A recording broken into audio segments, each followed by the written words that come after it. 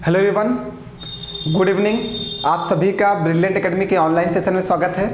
प्यारे बच्चों, हम लोग डिस्कस कर रहे हैं SSC GD most important questions और कल की क्लास में धमाकेदार प्रश्न थे, एक से बढ़ के एक प्रश्न, ऐसे प्रश्न जिनका लेवल कुछ सीजीएल लेवल को टच कर रहा था। एसएससी जीडी वैसे प्रश्नों को पूछ रहा है। हमने कहा अगर आप एसएससी जीडी की तैयारी करते हैं तो आपको अच्छे लेवल के प्रश्न पढ़ना होगा और सिलेक्शन के लिए सिर्फ एक ही चीज़ आवश्यक है, वो है प्रैक्टिस। प्रैक्टिस से ही आपका सिलेक्शन होगा, पढ़ने से सिलेक्शन नहीं होगा। इसलिए मैथ के क्वेश्चंस की जितनी ज़्यादा आप प्रैक्टिस करोगे आप उतनी ही ज़्यादा प्रश्नों को पेपर में अटेम्प्ट कर पाओगे। 20 में 17 क्वेश्चंस तो आपको सही करने हैं और 17 क्वेश्चंस को सही करने के लिए आपके अंदर क्वेश्चंस लगाने की स्पीड होनी चाहिए। स्पीड का मतलब है आप क्वेश्चंस को कितनी जल्दी समझ रहे हो, क्वेश्चन के ऊपर कितनी जल्दी वर्क कर पा रहे हो, क्वेश्चन पे कितनी जल्दी अपने मेथड को अप्लाई कर पा रहे हो।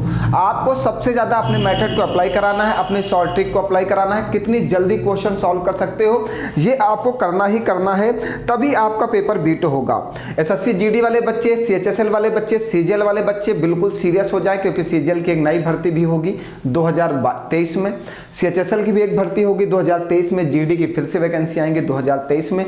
तो प्रैक्टिस अगर हम लोग कंटिन्यू रखते हैं तो हमें लगता है कि पेपर निकालना हमारे लिए बहुत आसान हो जाएगा। चैप्टर वाइज पढ़ने से सिलेक्शन नहीं होता, सिलेक्शन होता है प्रैक्टिस करने से। प्रैक्टिस से ही सिलेक्शन होगा। चैप्टर वाइज क्लासेस भी हमारी प्रारंभ होंगी बहुत ही जल्द, आप उसके लिए निश्चिंत रहिए। सबसे पहले आप लोग हमें प्रैक्टिस क्लास में सपोर्ट करिए। प्रैक्टिस क्लास जब मेरी बेहतरीन तरीके से चलने लगेगी तब हम लोग चैप्टर वाइज क्लासेस पे डिस्कस करेंगे। तो सबसे पहले आपको सपोर्ट करना है, जितना ज़्यादा आप सपोर्ट कर सकते हैं उतना ज़्यादा मेरा सपोर्ट करिए। चलिए एक छोटी सी शायरी से क्लास की शुरुआत करते हैं। सबसे पहले एक शायरी सुनिएगा, बहुत गजब की है। रिश्ते किसी से कुछ यूं निभा लो, रिश्ते किसी से कुछ यूं निभा लो कि उसके दिल के सारे गम चुरा लो। रिश्ते किसी से कुछ यूं निभा लो कि उसके दिलों के सारे गम चुरा लो।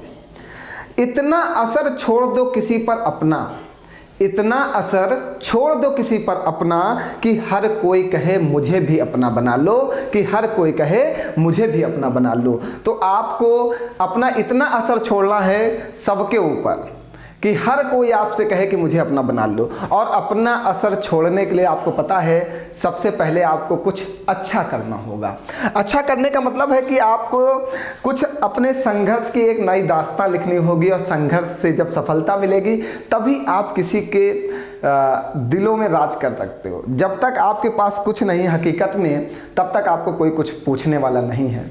तो रिश्ते तभी निभाना है जब हमारे पास कुछ होगा।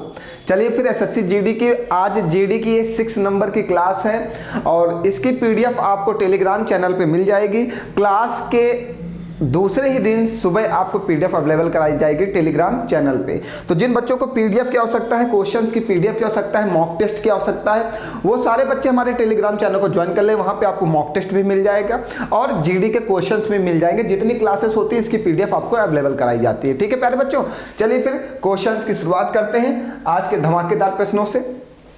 सारे प्रश्न जीडी 2021 के पेपर के होंगे जो बेहतरीन से बेहतरीन पूछे गए हैं। इन प्रश्नों को इन प्रश्नों को हम लोग कैसे सॉल्व करेंगे ये चीज हमें सीखना है।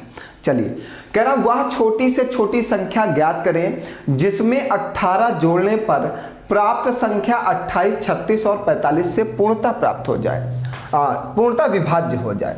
सबसे पहले हमें कहा है कि इसमें से आपको कोई एक छोटी से छोटी संख्या ज्ञात करनी है। ये 4 ऑप्शन दिए गए हैं, इसमें कोई एक संख्या होगी जो सबसे छोटी होगी और उस संख्या में जब 18 जोड़ा जाए तो सब में आप 18 जोड़ दिए। चलिए हम इधर बताते हैं आपको। 1242 है, इसमें आप 1242 है, इसमें आप 18 जोड़ दीजिए तो 8 2 10 का 0 हाथ से लगेगा, 1 4 1 5 1 6 मतलब 1260। फिर क्या है 280 है, इसमें 18 जोड़ दीजिए तो ये हो जाएगा 298। 518 है, इसमें 18 जोड़ दीजिए तो ये हो जाएगा 536। ये 1000 है, इसमें 18 जोड़ दीजिए, ये हो जाएगा 1018। वह कहा है कि वह छोटी से छोटी संख्या ज्ञात करें जिसमें 18 जोड़ने पर प्राप्त संख्या, जिसमें 18 जोड़ने पर प्राप्त संख्या, 18 जोड़ने पे कौन सी संख्या प्राप्त हुई, ये वाली संख्या प्राप्त हुई। 18 जोड़ने पर प्राप्त संख्या 28, 36 और 45 से, 28, 36 और 45 से पूर्णतः विभाज्य हो जाए, मीन्स पूरा पूरा विभाजित हो जाए। ये क्वेश्चन है ना। अब समझिएगा, हम हमेशा बोलते हैं क्लास में प्यारे बच्चों कि अगर कोई संख्या किसी संख्या से विभाजित है तो वह उसके फैक्टर से अवश्य विभाजित होगी। अगर कोई संख्या किसी संख्या से विभाजित है तो वह उसके फैक्टर से अवश्य विभाजित होगी। अगर ये संख्या में से कोई एक संख्या जो छोटी से छोटी संख्या हमें ज्ञात करना है, अगर वह संख्या 28 से विभाजित है, 36 से विभाजित है, 45 से विभाजित है, तो वह इनके फैक्टर से अवश्य विभाजित होगी। तो सबसे पहले आप इसका फैक्टर फाइंड आउट करिए। जैसे इसमें से फैक्टर अगर हम निकालेंगे 9 चौको 36, फैक्टर क्या हुआ 9 चौको 36। अगर कोई संख्या 36 से विभाजित है तो वह उसके फैक्टर से अवश्य विभाजित होगी। और 9 कौन है हमारे, 9 इज गॉड ऑफ मैथ, 9 जो है मैथ के भगवान हैं। ये जैसे ही मुझे देखते हैं क्वेश्चन आसान हो जाता है, क्योंकि 9 कहता है जहां पर संख्याओं का योग 9 आ जाए वो संख्या 9 से विभाजित होगी। क्या, जहां पर संख्याओं का योग 9 आ जाए वह संख्या 9 से विभाजित होगी। चलो जोड़ते हैं, आओ।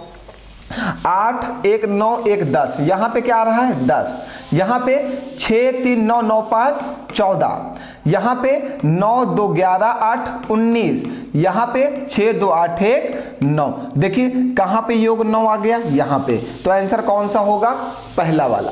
जहां पर संख्याओं का योग क्या आ जाए, 9 आ जाए, वह संख्या 9 से विभाजित होती है। तो अगर यह संख्या 9 से विभाजित है तो यह संख्या 28 से भी विभाजित है, 36 से भी विभाजित है और 45 से भी विभाजित है। तो आपका आंसर क्या बन जाएगा, सॉरी 1242 बन जाएगा आपका आंसर।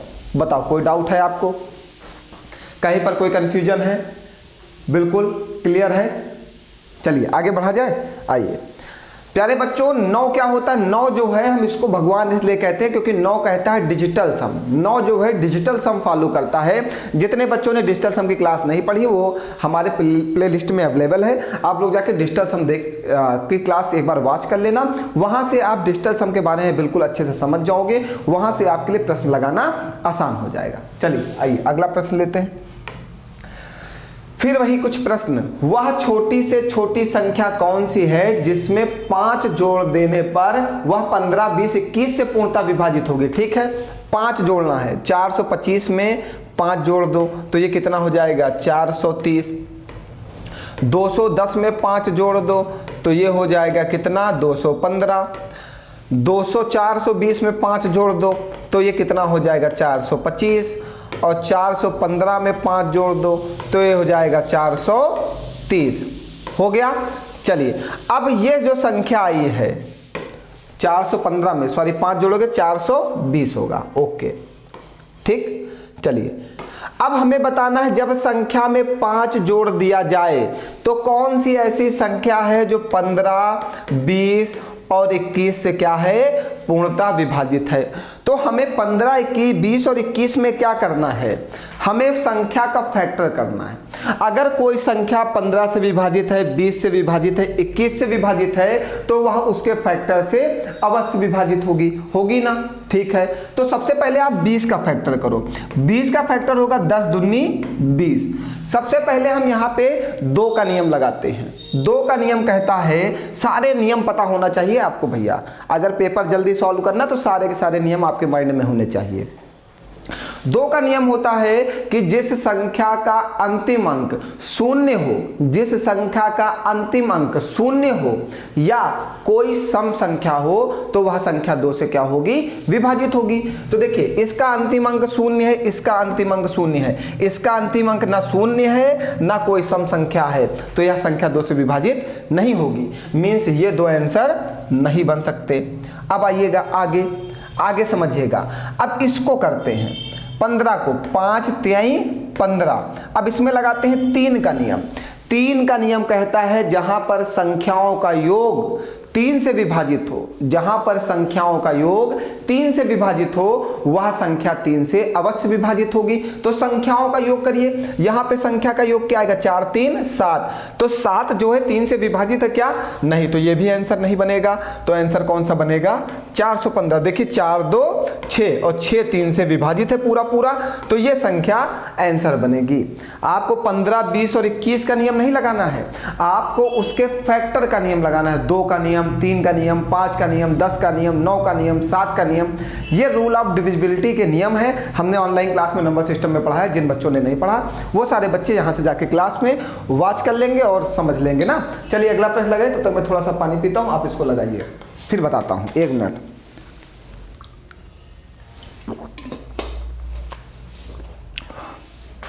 चलिए बताया जाए, क्वेश्चन बहुत अच्छा है ये वाला, ये इंपॉर्टेंट क्वेश्चन है, आएगा जरूर आपके पेपर में। IM नहीं MI, मोस्ट इंपॉर्टेंट, ये आएगा जरूर। हम इसको बहुत बेसिक मेथड से बता रहे हैं, बहुत आसान से बता रहे हैं, बस आपको 2 बॉक्स पे काम करना है। बस आप 2 बॉक्स बना लेना, ये मेथड अगर आप समझ गए तो बहुत अच्छा होगा। 2 बॉक्स बना लेना, ये वाला होगा बारो अमाउंट, मतलब उधार ली गई धनराशि, ये होगा इंस्टॉलमेंट, मतलब हमारी किस्त होगा, ये होगा उधार ली गई धनराशि, ठीक है, और ये होगा किस्त, ठीक है। चलिए अब समझिएगा, एक ऋण 2 समान वार्षिक किस्तों में लौटाया जाना है। ऋण को आपको कैसे वापस करना है, 2 किस्त में वापस करना है, मतलब 2 इंस्टॉलमेंट लेनी है। यदि ब्याज की दर 10% वार्षिक हो, ब्याज दर कितना है भैया 10%, 10% का मतलब परसेंट का चिन्ह हटाओगे नीचे 100 आएगा, 10 एक 10, 10 दहम 100, 1/10, ये बनेगा हमारा, ठीक है।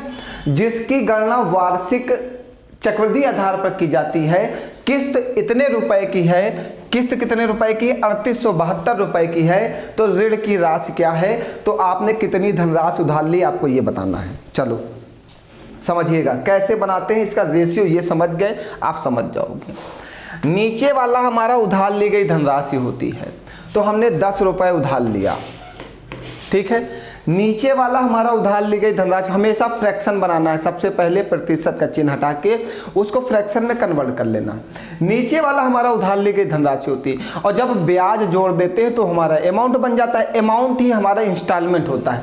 तो 10 में 1 रुपए ब्याज जोड़ दिए, 11 रुपए हमारी क्या हो गई, किस्त हो गई। कितने वार्षिक किस्तों में, 2 वार्षिक किस्त, देखो 2 समान वार्षिक किस्तों में लौटाया जाना है, तो 2 बार, तो 10 का स्क्वायर, दूसरी बार में स्क्वायर करना है, अगर 3 बार में होगा तो क्यूब करना है, तो यहाँ पे क्या आएगा 11 का स्क्वायर। आप समझिएगा भैया, जब भी आप गाड़ी फाइनेंस कराते हो तो आपकी किस्त क्या होती है, समान होती है, किस्त हमेशा समान होती है, कभी भी किस्त कम ज़्यादा नहीं होती। अगर 2800 रुपए की किस्त है तो जितनी भी किस्त होती है 2800 रुपए की होती है। अगर 2500 रुपए की किस्त है तो जितनी भी किस्त होती है कितने रुपए की होती है, 2500 रुपए की होती है। तो किस्त हमेशा क्या होंगी, समान होंगी। तो अगर यहाँ पे एक किस्त 11 का स्क्वायर है तो ये भी किस्त 11 का स्क्वायर होगा। इसको बराबर करने के लिए यहाँ पे 11 से मल्टीप्लाई किए, तो जब 11 से मल्टीप्लाई यहाँ किए तो 11 से मल्टीप्लाई यहाँ भी करना होगा। अब ये हो गई उधार ली गई धनराशि, 11 दहम 110 यूनिट और प्लस 10 दहम 100 यूनिट। आपने उधार कितनी ली है, 210 यूनिट, ये उधार ली है। अब यहाँ पे क्या कहा, और किस्त इतने रुपए की है, एक किस्त कितने रुपए की है, 3872 रुपए की है। तो एक किस्त कितना है आपका, 11 ग्राम 121 यूनिट, इसका मान दिया गया 3872। 11 से काटो 11 ग्राम 121, ये 11 से कटेगा 11 तिहाई 33, 5 जाएगा, 11 पचे 55, 2 जाएगा, 11 दूना 22, ठीक है। फिर कटेगा 11 एक 11, 11 तिहाई 33, 2 जाएगा, 11 दूना 22, एक यूनिट का मान आ गया 32। आपको बताना क्या है, उधार ली गई धनराशि, आपने 210 यूनिट उधार लिया था, एक यूनिट का मान 32 है, तो 210 यूनिट का मान कितना होगा, 32 से मल्टीप्लाई कर देना, 1010, 21 दूना 42 का 2 हाथी लगेगा 4, 21 63 4 67। आपने उधार ली है 6720 रुपए। सबसे आसान मेथड है, इससे आसान कोई मेथड ही नहीं, ठीक है। आप एक तरफ उधार ली गई धनराशि बनाना और एक तरफ इंस्टॉलमेंट बना देना, किस्त बना देना। जैसे 2 वर्ष की बात करेगा तो पहला 10, दूसरा 10 का स्क्वायर, 3 वर्ष की बात करेगा तो पहला 10, दूसरा 10 का स्क्वायर, तीसरा 10 का क्यूब। ठीक, हमेशा किस्त को बराबर करना होगा। यहाँ पे किस्त अगर 11 का स्क्वायर है तो ऊपर वाली भी किस्त 11 का स्क्वायर बनेगी, तो ऊपर 11 से मल्टीप्लाई कर दिए। जब 11 से यहाँ मल्टीप्लाई करें तो 11 से यहाँ भी मल्टीप्लाई करना होगा, क्योंकि इक्वेशन को सेटिस्फाई करना है। ठीक, ये टोटल जो होता है ये उधार ली गई धनराशि होता है। तो उधार ली गई धनराशि कितना आ गया, 210 यूनिट। एक किस्त का मान इतना है, अगर दोनों किस्त की बात करता तो 121 यूनिट प्लस 121 यूनिट। अगर दोनों किस्त की बात करता तो 121 यूनिट प्लस 121 यूनिट। लेकिन उसने कहा एक किस्त का मान कितना है, 3872 है। मीन्स 121 यूनिट का मान 3872 है। यहां से हम 1 यूनिट का मान फाइंड आउट किए। 1 यूनिट का मान कितना आ गया, 32 आ गया। हमें उधार ली गई धनराशि 210 यूनिट का मान बताना था, मल्टीप्लाई कर दिया, कितना आ गया 6720। बताओ कोई डाउट है? चले आगे बढ़ा जाए, जल्दी जल्दी बढ़िएगा भैया। आइए, मोस्ट इंपॉर्टेंट प्रश्न है ये वाला। कह रहा यदि टी जो है मूलधन को निरूपित करता है, टी मतलब हमारा प्रिंसिपल क्या है, टी है। ठीक है, एम वर्षों की संख्या को, मतलब जो एन है वो एम है वर्षों की संख्या को, पी ब्याज दर को, मतलब आर जो है वो पी है, ब्याज दर को निरूपित करता है। ब्याज वार्षिक आधार पर चक्रवृद्धि हो तो चक्रवृद्धि ब्याज किस प्रकार दर्शाया जाएगा, तो चक्रवृद्धि ब्याज किस प्रकार दर्शाया जाएगा। ठीक है, आपने एक फॉर्मूला पढ़ा है, ए बराबर पी 1 प्लस आर अपॉन 100 की पावर n, ये पढ़ा है। ये चक्रवृद्धि ब्याज का फॉर्मूला होता है। ये अमाउंट, ये प्रिंसिपल, ये रेट, ये टाइम। अगर हमें ब्याज निकालना, देखो चक्रवृद्धि ब्याज किस प्रकार दर्शाया जाएगा। चक्रवृद्धि ब्याज बराबर होता है amount minus principal, CI equal to A minus P. ठीक है, CI equal to A minus P. ठीक है, प्रिंसिपल आप समझिएगा, बहुत अच्छे से समझिएगा। यहाँ पे अमाउंट जो है ये है, और पी तो हमारा वो प्रिंसिपल है ही है। ठीक है, आप समझिएगा, बिल्कुल अच्छे समझिएगा। यहाँ पे प्रिंसिपल को किससे निरूपित किया गया, टी से। तो ए बराबर टी 1 प्लस आर बराबर क्या है, पी बटे में 100, और एन क्या है, वर्षों की संख्या m। तो एक जगह पे आप इसको पुट कर सकते हो। आपको चक्रवृद्धि ब्याज बताना कैसे निरूपित करोगे, एक जगह पे आप इसको पुट करते हो, t 1 प्लस p अपॉन 100 की पावर m, और जो प्रिंसिपल है वो क्या है, वो है t। तो यहाँ पे प्रिंसिपल की जगह t रख देना, ये है चक्रवृद्धि ब्याज। मतलब आपसे पूछा था कि चक्रवृद्धि ब्याज को किस प्रकार दर्शाया जाएगा, तो दर्शाया जाएगा चक्रवृद्धि ब्याज बराबर t 1 प्लस p अपॉन 100 की पावर m माइनस t। बस ऐसे चक्रवृद्धि ब्याज बराबर आपने पढ़ा अमाउंट माइनस प्रिंसिपल, और अमाउंट बराबर होता है प्रिंसिपल ब्रैकेट में 1 प्लस आर अपॉन 100 की पावर n। यहाँ पे कहा प्रिंसिपल जो है वो t है, तो प्रिंसिपल की जगह पे t रख दिया। उसने कहा समय जो है वो क्या है, m है, वर्षों की संख्या n की जगह पे m रख दिया। उसने कहा रेट ऑफ इंटरेस्ट जो है वो p है, तो रेट ऑफ इंटरेस्ट की जगह p रख दिया। a की वैल्यू, ये वाली a की वैल्यू थी, तो a की वैल्यू को उठा के यहाँ पे पुट कर दिया, और प्रिंसिपल को फिर से हमने t लिख दिया। तो चक्रवृद्धि ब्याज को किस रूप में निरूपित करेंगे, चक्रवृद्धि ब्याज बराबर t 1 प्लस p अपॉन 100 की power m minus t। Most important question SSC GD 2021 के पेपर में पूछा गया था। चले आगे बढ़ा जाए। आइए, सबको समझ में आ गया होगा, बिल्कुल। आइए, कहा 3 संख्याओं का अनुपात 3:2 है। हमने कहा 3 संख्याएं, एक a है, एक b है, एक c है। इनका अनुपात है 3:2:5। हमने कहा पहली संख्या हमारी 3x है, दूसरी संख्या हमारी 2x है, तीसरी संख्या हमारी 5x है। उनके वर्गों का योग, उनके वर्गों का योग मतलब 3 का स्क्वायर 9x स्क्वायर, 2x का 4x स्क्वायर, 5x का 25x स्क्वायर, उनके वर्गों का योग, उनके वर्गों का योग कितना है, 8550 है। हमने उनके वर्गों का योग कर दिया, इक्वल टू में क्या कर दिया, 8550 कर दिया। जैसा कहा मैं वैसा कर दिया। आइए सबको जोड़िए, 25 4 29 और 9 38, 38x स्क्वायर इक्वल टू 8550। चलिए देखिए, जो कैंसिल हो रहा है उसको चुपचाप कैंसिल करिए, पहले यही करना है। जो कैंसिल हो रहा है उसको चुपचाप कैंसिल कर दीजिए। आइए देखते हैं 38 से क्या कटेगा। 2 एकम 2, 2 9 18, ये कटेगा 2 चौको 8, 2 दूनी 4, 1 हासिल जाएगा, 2 सती 14, 2 पंची 10। अब 19 से कटेगा, 19 एकम 19, ये 19 दूना 38, 4 बचेगा, ये हो जाएगा 47। तो 19 दूना 38, 19 तिया 57 नहीं जाएगा, तो 19 दूना 38 फिर से जाएगा। सुनते जाइएगा भैया, पहले हमने काटा 19 दूना 38, 4 बचा 47, 19 दूना 38, अब कितना बचेगा 47 में 19 दूना 38 चला गया, बचा कितना 10, कितना बचा 9, ठीक है 9 बचा, तो 19 पचे 95, तो एक्स स्क्वायर की वैल्यू कितनी आ गई 225। 225 किसका स्क्वायर है 15 का, तो 15 का स्क्वायर 225 होता है, एक्स की वैल्यू आ गई 15। क्या कहा, उन संख्याओं का योग ज्ञात कीजिए, मतलब संख्या का योग बताना है। तो संख्याएं हमारी क्या हैं, ये हैं 3 2 5 2 3 2 5 5 5 10 एक्स, एक्स की वैल्यू कितनी है 15, तो 15 गुणे 10, संख्याओं का योग कितना आ जाएगा 150। भैया प्रैक्टिस बैच में बस यही सिखाया जाएगा, क्वेश्चंस को फास्ट कैसे करेंगे। अब जैसे पेपर में जाते तो आपको ये लिखने की ज़रूरत नहीं है, ना ही ये लिखने की ज़रूरत है, डायरेक्ट आपको स्क्वायर लिखने की ज़रूरत थी। डायरेक्ट आप स्क्वायर लिखिए पेपर में और जल्दी से क्वेश्चन को कैलकुलेट करके, ठीक है। एक्स की वैल्यू निकाल के हमने उत्तर दे दिया। बताओ कोई डाउट है किसी को, सबको समझ में आ रहा है? चलिए आगे बढ़ा जाए।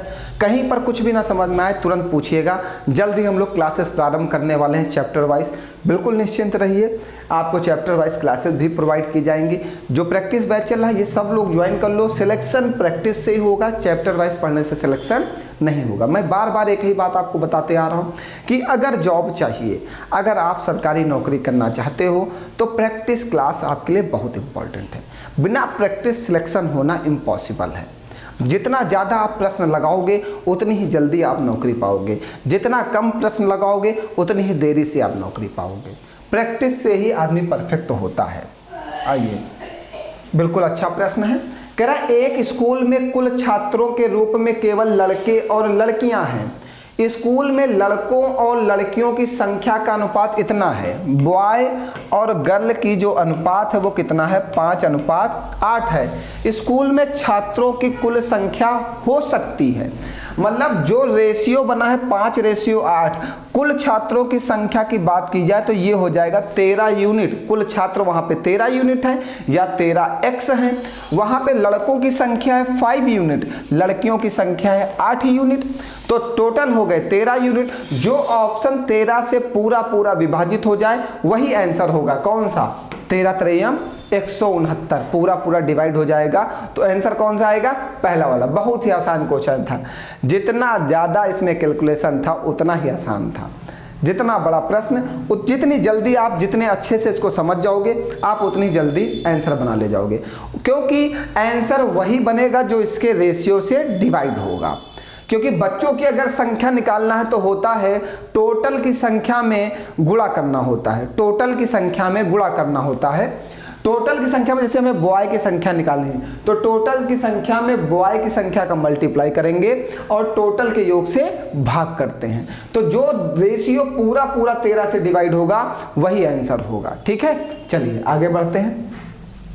बहुत ही बेहतरीन प्रश्न चल रहे हैं आपके साथ। एक और खतरनाक वर्क एंड टाइम से, चलिए समझिएगा। वर्क एंड टाइम का खतरनाक प्रश्न, बिल्कुल आसान बना देते हैं इसको। चलिए क्या कह रहा है? कह रहा राम जो कि कृष्ण की तुलना में आधा कार्यकुशल है। राम है एक व्यक्ति और एक कृष्ण है, कृष्ण है, अच्छा कृष्ण है, ठीक है। राम जो कि कृष्ण की तुलना में आधा कार्यकुशल है। इसकी तुलना में आधा कार्यकुशल तो हमने कहा जो काम ये 2 दिन में करेगा वो ये काम 1 दिन में करेगा। आधा कार्यकुशल है, यही तो हो सकता है। ठीक है, अब आगे क्या कह रहा है? एक काम को अकेले 12 दिनों में कर सकता है। राम जो है एक काम को अकेले 12 दिनों में करता है, तो कृष्ण इस काम को कितने दिनों में करेगा? कृष्ण इस काम को, राम और कृष्ण इस काम को एक साथ मिलकर कार्य करते हैं, तो वे कार्य, अच्छा ठीक है, चलो कोई बात नहीं, थोड़ा सा कंफ्यूजन बाद में क्लियर। बात को समझिएगा। हमने कहा राम एक दिन में 1 रुपये खर्च करता है और क्रिस एक दिन में 2 रुपये खर्च करता है। ये इनकी इफिशियंसी का रेशियो है और क्षमता का रेशियो आ गया तो क्वेश्चन का आंसर आ गया। राम एक दिन में 1 रुपये खर्च करता है, क्रिस एक दिन में 2 रुपये खर्च करता है। ये इनकी कैपेसिटी का रेशियो है। अगर राम एक दिन में 1 रुपये खर्च करता है तो 12 दिनों में कितने रुपए खर्च करेगा? 12 रुपये। यही हमारी टोटल मनी है जो हमें खर्च करना है। अगर राम एक दिन में 1 रुपये खर्च करता है तो 12 दिनों में कितने रुपए खर्च करेगा? 12 रुपये। ठीक, अब समझिएगा। अब इन दोनों लोगों को मिलके ये 12 रुपये खर्च करने हैं, तो ये दोनों एक दिन में कितने रुपए खर्च करेंगे? 3 रुपये। तो 12 रुपये खर्च करने में कितना दिन का समय लेंगे? 4 दिन का। देखो है ऑप्शन में भाई, ये अकेले 2 रुपये खर्च करता है, ये अकेले 1 रुपये खर्च करता है, एक दिन में दोनों मिलकर 3 रुपये खर्च कर देंगे। तो ये 12 रुपये खर्च करने में कितना दिन का समय लेगा? 4 दिन का। आंसर आ गया आपका 4 दिन। बताओ, कोई डाउट है? क्वेश्चंस की लैंग्वेज समझो और हमेशा टोटल मनी फाइंड आउट करने का प्रयास करो। टोटल मनी आ गई, आपका आंसर आ गया। टोटल मनी वहीं से आएगा जो टोटल वर्क कंप्लीट करेगा। टोटल मनी वहीं से आएगा जो टोटल वर्क कंप्लीट करेगा। चलिए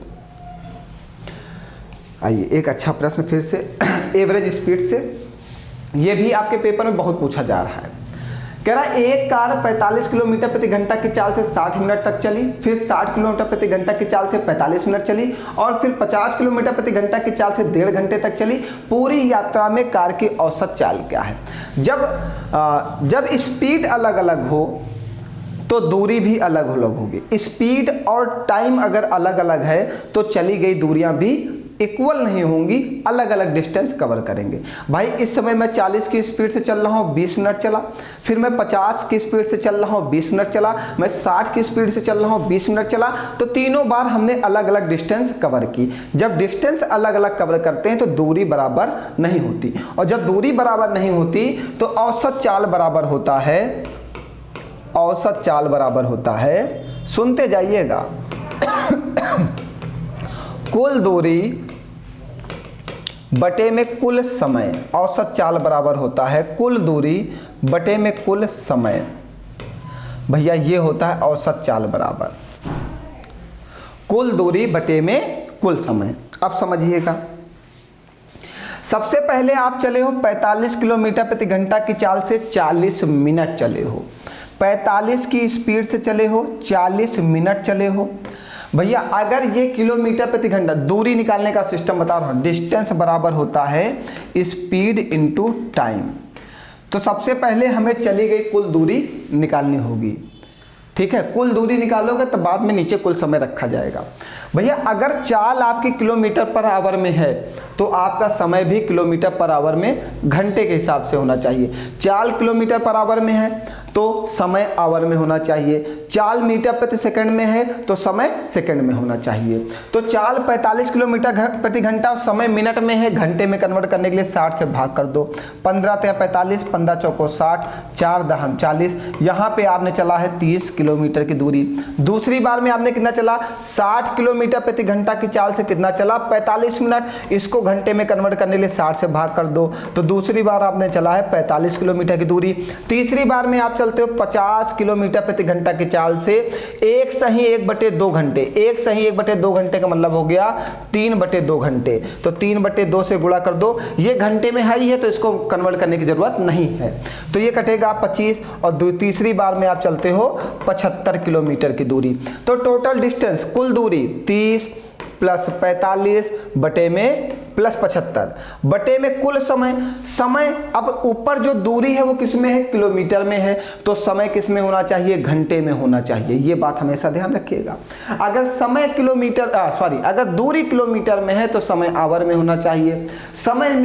दूरी मीटर में है तो समय सेकंड में होना चाहिए। ठीक, पहली 30 किलोमीटर की जो दूरी है वो 40 मिनट में, तो 40 मिनट को घंटे में कन्वर्ट करो। फिर दूसरी 45 किलोमीटर की दूरी कितने मिनट में? 45 मिनट में, तो इसमें 60 से भाग करो। ये वाला आपको 3/2 घंटे दिया गया, इसको कन्वर्ट करने की जरूरत नहीं है। चलो आइए, ये कटेगा 20 दूना 40, 20 तेज 60। ये कटेगा 15 × 45, 15 चौको 60। नीचे वाले का एलसीएम ले लो 12, तो ये 3 चौको 12, 4 दूनी 8। ये 4 तेई 12, 3 त्रिक 9, ये 2 छंग 12, 6 त्रिक 18, ऊपर कितना है 30, 45, 75, 150। नीचे वाला सबसे ऊपर जाके गुणा हो जाएगा, तो 150 गुणे 12 बटे में ये 9 8 17 और 17 8 25, ये कटेगा 55 25, 5 तेई 15, 30 आएगा। ठीक, 9 8 17 17 17 34 1 35, अच्छा सॉरी ये 35 आएगा। 5 7 35, 5 तेई 15, ये 12 तेई 36 360। ये जब गुणा, इसको रख कर दे बेटा, ये तो हम नोट कर लिए होगे ना ये वाला। चलिए आगे कैलकुलेशन कर देते हैं ना। ये 12 तेई 36 360 बटे में 7, काटिएगा 7 तो 25 35, 1 जाएगा 10, 7 1 9 7, फिर 1, फिर जाएगा 1 पॉइंट 7 1 9 7 चौको 28, 51.4 एवरेज स्पीड आएगी। समझ गए? तो भैया ये आप ध्यान रखिएगा, बहुत ही बेहतरीन प्रश्न है। जब चली गई दूरी इक्वल ना हो तो सबसे पहले हमें कुल दूरी निकालनी होती है, फिर कुल समय निकालना होता है। और जब चली गई दूरी इक्वल हो तो औसत चाल बराबर होता है 3ABC upon AB plus BC plus CA, जब 3 दूरियां हों।